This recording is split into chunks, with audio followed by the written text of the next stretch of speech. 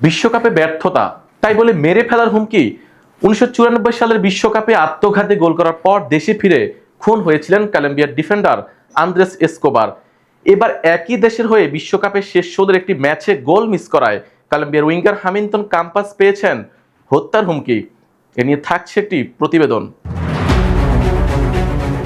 একটি মিস আর তারপর থেকেই যেন বদলে গেল পুরো জীবন। বিশ্বকাপের শেষ 16 ম্যাচে সুইজারল্যান্ডের বিপক্ষে অতিরিক্ত সময়ে গোল করার সোনালী সুযোগ পেয়েছিলেন কলম্বিয়ার ফুটবলার কাম্পাস, কিন্তু সেই সুযোগ হাতছাড়া করেন তিনি ম্যাচ গড়ায় টাই ব্রেকারে, আর সেখানেই হেরে বিশ্বকাপ থেকে বিদায় নেয় কলম্বিয়া।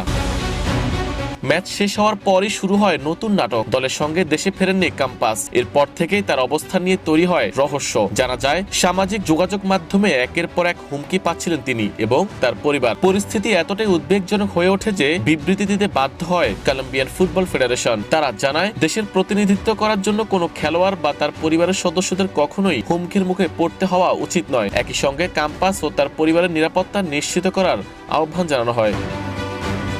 কয়েকদিন আত্মগোপনে থাকার পর অবশেষে ইনস্টাগ্রামে নিরাপত্তা ভাঙেন কাম্পাস। আবেগঘন এক বার্তায় তিনি বলেন, ছোটবেলা থেকেই স্বপ্ন ছিল কলম্বিয়ার জার্সি গায়ে বিশ্বকাপ খেলার। সমর্থকদের প্রত্যাশা পূরণ করতে না পারার জন্য দুঃখ প্রকাশ করে তিনি জানান, দেশের জন্য মাঠে নিজের শতভাগ উজাড় করে দিয়েছেন এবং সুযোগ পেলে আবারও একই দায়িত্ব পালন করবেন। এই ঘটনায় আবারও মনে করিয়ে দেয় 1994 বিশ্বকাপে সেই কালো অধ্যায়ের কথা। আত্মঘাতী গোল করার পর দেশে ফিরে খুন হয়েছিলেন কলম্বিয়ার ডিফেন্ডার আন্দ্রেস এসকোবার। 3 দশক পরও যেন সেই দুঃসহ স্মৃতির ছায়া পুরোপুরি মুছে যায়নি।